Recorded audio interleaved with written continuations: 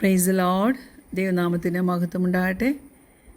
Spiritual ഗ്രോത്തിന് ആവശ്യമാകുന്ന സകല സംഗതികളും സ്വർഗത്തിലെ ദൈവം നമുക്ക് പുത്രനിൽ കൂടെ നൽകപ്പെട്ടിരിക്കുന്നതിനാൽ ക്രിസ്തയേശുവിൻ്റെ നാമത്തിൽ സകലർക്കും ഞാൻ സ്നേഹവന്ദനം അറിയിക്കുന്നു. ഈ 40 നേരത്തെ ചിന്തയ്ക്കായിട്ട് 1 പത്രോസ് 2-ാം അധ്യായം അതിൻ്റെ 2-ാം വാക്യം. ഇപ്പോൾ ജനിച്ച ശിശുക്കളെപ്പോലെ രക്ഷയ്ക്കായി വളരുവാൻ വചനമെന്ന മായമില്ലാത്ത പാൽ കുടിപ്പാൻ വാഞ്ചിപ്പി.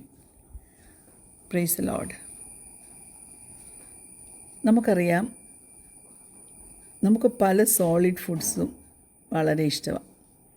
സ്റ്റേക്ക്, vegetables, fruit, rice, bread, potato chips, ഇതെല്ലാം നമുക്ക് ഇഷ്ടമുള്ള ഭക്ഷണങ്ങളാണ്.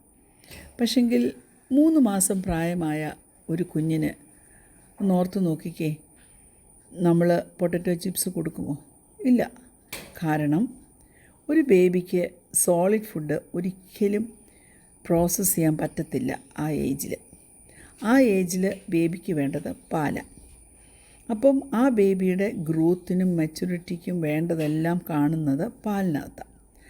അതേ ഒരു റൂളാണ് സ്പിരിച്വൽ ഫുഡിൻ്റെ കാര്യത്തിലും ബിലീവേഴ്സ് അപ്ലൈ ചെയ്യേണ്ടത്.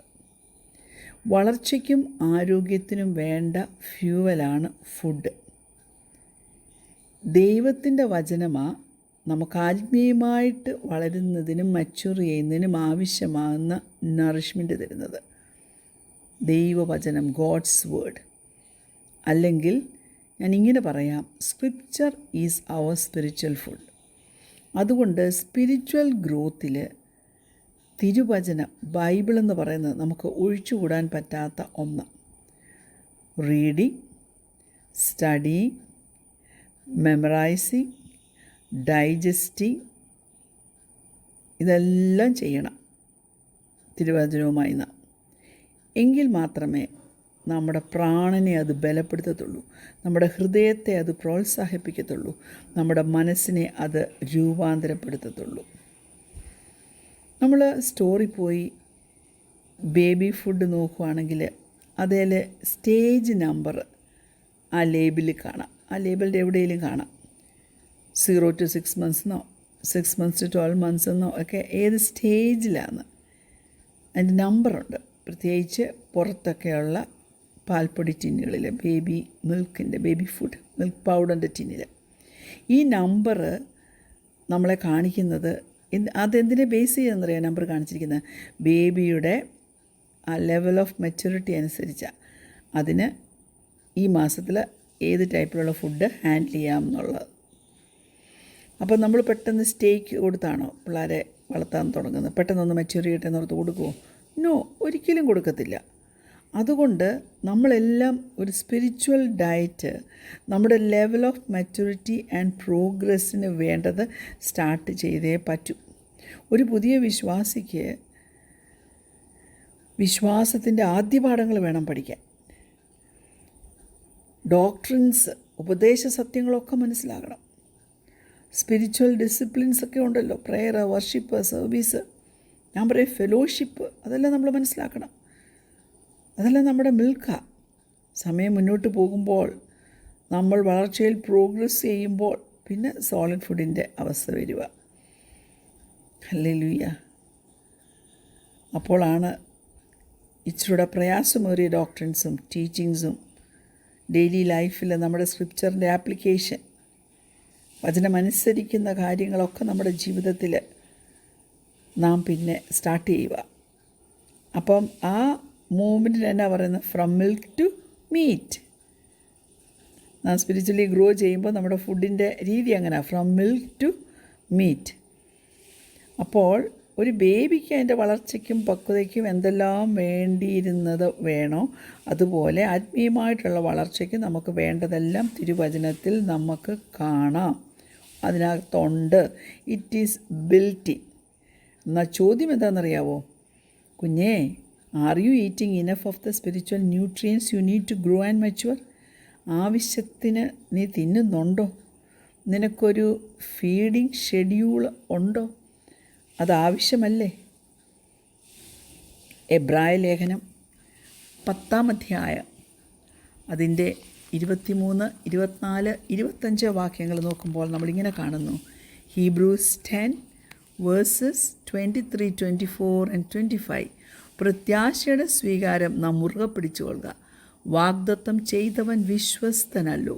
ചിലർ ചെയ്യുന്നത് പോലെ നമ്മുടെ സഭായോഗങ്ങളെ ഉപേക്ഷിക്കാതെ തമ്മിൽ പ്രബോധിപ്പിച്ചുകൊണ്ട് സ്നേഹത്തിനും സൽപ്രവൃത്തികൾക്കും ഉത്സാഹം വർദ്ധിപ്പിപ്പാൻ അന്യോന്യം സൂക്ഷിച്ചുകൊള്ളുക.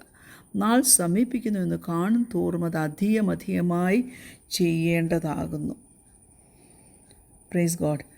സ്കൂളിലാണെങ്കിലും ഒരു ജോലിയിലാണെങ്കിലും പല ഗ്രൂപ്പ് പ്രോജക്ട്സിനോടുള്ള ബന്ധത്തിൽ പലർക്കും മിക്സ്ഡ് ഫീലിങ്സ് ആയിരിക്കും ഉണ്ടാകുന്നത്. Praise God. പലതരത്തിലുള്ള മെമ്പേഴ്സായിരിക്കും ഓരോ ഗ്രൂപ്പിലുമുള്ളത്. ഓരോ ഗ്രൂപ്പിലും ഉള്ളവർക്ക് വിവിധങ്ങളായിട്ടുള്ള കഴിവുകളായിരിക്കും, സ്കിൽസ് ആയിരിക്കും ഉള്ളത്. ഒത്തിരി പേര് ഒരു ഗ്രൂപ്പിൽ ഉണ്ടെന്ന് വരുമ്പോൾ ആ ടാസ്ക് അവിടെ ചെയ്യാനുള്ളത് എല്ലാ മെമ്പേഴ്സിനും വീതിച്ചു കൊടുക്കും. അപ്പോൾ ആരും ഒറ്റയ്ക്കല്ല ആ പ്രോജക്റ്റ് തീർക്കുന്നത്. വേറൊരു വിധത്തിൽ പറഞ്ഞാൽ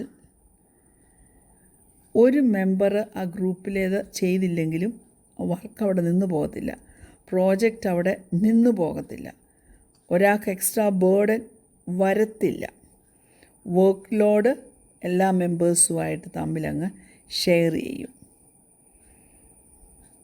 പക്ഷേ അവർ ആ ഗ്രൂപ്പിൽ നിന്ന് അങ്ങ് ഡിപ്പാർട്ട് ചെയ്ത് പോയാൽ ആ ഗ്രൂപ്പിന് കിട്ടുന്ന അല്ലെ ആ ഗ്രൂപ്പിൽ നിന്ന് വരേണ്ട ബെനിഫിറ്റ്സ് ഒന്നും അവർക്ക് പിന്നെ കിട്ടത്തുമില്ല. അതുകൊണ്ട് മറ്റ് വിശ്വാസികളിൽ നിന്ന് എപ്പാർട്ട് ഫ്രം അതർ ബിലീവേഴ്സ് നമുക്കൊരു സ്പിരിച്വൽ ഗ്രോത്ത് ഉണ്ടാകത്തില്ല. ദൈവം അങ്ങനെ അല്ല ഡിസൈൻ ചെയ്തിരിക്കുന്നത്. സ്പിരിച്വൽ ഗ്രോത്ത് എന്ന് പറയുന്നത് ഒരു ഗ്രൂപ്പ് പ്രോജക്റ്റാണ്. ആ ഗ്രൂപ്പിൻ്റെ പേരാണ് ചർച്ച്. ചർച്ച് എന്നുള്ള വാക്കിൻ്റെ അർത്ഥം വിളിക്കപ്പെട്ടവർ, ദ കോൾഡ് ഔട്ട് വൺസ്. പുതിയ നിയമത്തിൽ നമ്മൾ നോക്കുവാണെങ്കിൽ 100 പ്രാവശ്യത്തിലധികം സഭ, ചർച്ച് എന്നുള്ള വാക്ക് നമുക്ക് കാണാം. അസംബ്ലി ഓഫ് ബിലീവേഴ്സ്, അത് ബിൽഡിംഗ് അല്ല ചർച്ച് എന്ന് പറയുമ്പോൾ. ചർച്ച് എന്ന് പറയുമ്പോൾ അതൊരു പ്രോഗ്രാം അല്ല. Church always refer to the body of believers. അവർ ഒരുമിച്ച് ദൈവത്തെ ആരാധിക്കുകയും യേശു കർത്താവിനെ സെലിബ്രേറ്റ് ചെയ്യുകയും ചെയ്യുന്നവരാണ്. ചർച്ചിനെ നാം ഒരു ഫാമിലി പോലെ കാണുമ്പോൾ ചർച്ചിൽ നിന്ന് നമുക്ക് ബെനിഫിറ്റ്സ് കിട്ടും. അതായത് ഒരു ഫാമിലിയിലുള്ള എല്ലാ മെമ്പേഴ്സിനും എന്ന് പറയുന്ന പോലെ ഒരു ചർച്ചിലുള്ള എല്ലാ മെമ്പേഴ്സിനും സ്പിരിച്വൽ ഗിഫ്റ്റ്സ് എന്തിനാ? പൊതുപ്രയോജനത്തിനാണെന്നാണ് ബൈബിൾ പറയുന്നത്. എനിക്കൊരു ഗിഫ്റ്റ് ദൈവം തന്നിട്ടുണ്ടെങ്കിൽ അതെനിക്ക് സ്വാർത്ഥമായി, എനിക്ക് സ്വന്തമായി ഉപയോഗിക്കാനുള്ളതല്ല. അത് പൊതുപ്രയോജനത്തിനാണ്. അത് it is used to serve, build up, encourage and strengthen the family as a whole. അപ്പം സ്തുതിക്കാനും ആരാധിക്കാനും ഒക്കെ കൂടി വരുമ്പോൾ ബിലീവേഴ്സ് തമ്മിൽ എൻകറേജ് ചെയ്യേണ്ടത് ആവശ്യമാണ്. Price the Lord. അങ്ങനെ ആത്മീയമായിട്ട് ഓരോരുത്തരും വളരുവാൻ തക്കവണ്ണം ഇടയാകും. ഒരുമിച്ച് കൂടി വരുമ്പോൾ ദൈവത്തിൻ്റെ സാന്നിധ്യം ഓരോരുത്തരും അനുഭവിപ്പാൻ തക്കവണ്ണം ഇടയാകും. അപ്പോൾ ഒരു ചർച്ചിൽ വർഷിപ്പുണ്ട്, റിലേഷൻഷിപ്പുണ്ട്, ഫെലോഷിപ്പുണ്ട്, കൂട്ടായ്മയുണ്ട്. അതാ പറയുന്നത്, സഭായോഗം നാൾ സമീപിക്കും തോറും ഉപേക്ഷയായിട്ട് വിചാരിക്കാതെ അധികമായി ചെയ്തു കൊള്ളണം. ഒരു ചേർച്ച് ഇല്ലാതെ നമ്മുടെ സ്പിരിച്വൽ ഗ്രോത്ത് നടക്കത്തില്ല. You need the church and the church needs you. Praise God. നമ്മുടെ ആത്മീയ വളർച്ചയെ ചർച്ച് സ്റ്റേറപ്പ് ചെയ്യും, സ്റ്റിമുലേറ്റ് ചെയ്യും. അങ്ങനെ ആത്മീയമായിട്ട് പുഷ്ടിപ്പെടുവാനൊക്കെ സ്വർഗത്തിലെ ദൈവം നമ്മെ ഓരോരുത്തരെയും സഹായിക്കട്ടെ. അതിനുവേണ്ടി നമുക്ക് നമ്മെ തന്നെ ദൈവസന്നിധിയിൽ സമർപ്പിച്ചു കൊടുക്കാം. കണ്ണുകളടയ്ക്കാം, പ്രാർത്ഥിക്കാം. ഞങ്ങളെ സ്നേഹിക്കുന്ന ഞങ്ങളുടെ നല്ല ദൈവമേ, സ്വർഗീയ പിതാവേ, സഭായോഗങ്ങളെ, കൂട്ടായ്മ യോഗങ്ങളെ അലക്ഷ്യമായിട്ട് വിചാരിക്കുവാൻ ഞങ്ങളെ ഇടയാക്കരുതേ. നാൾ സമീപിക്കും തോറും അത് അധികമധികമായി ചെയ്യുവാൻ, മറ്റുള്ളവരിലും ഒരു ഉത്സാഹം വർദ്ധിപ്പിക്കാൻ, തമ്മിൽ പ്രബോധിപ്പാൻ, സ്നേഹത്തിനും സൽപ്രവൃത്തിക്കുമൊക്കെ മുതിർന്നു വരുവാൻ നീ ഞങ്ങളെ സഹായിക്കുമാറാകണമെന്ന് പ്രാർത്ഥിക്കുന്നു. പ്രാർത്ഥന കേട്ടനാൽ സ്തോത്രം. യേശുവിൻ്റെ നാമത്തിൽ തന്നെ ആമീൻ. Praise Lord. God bless U.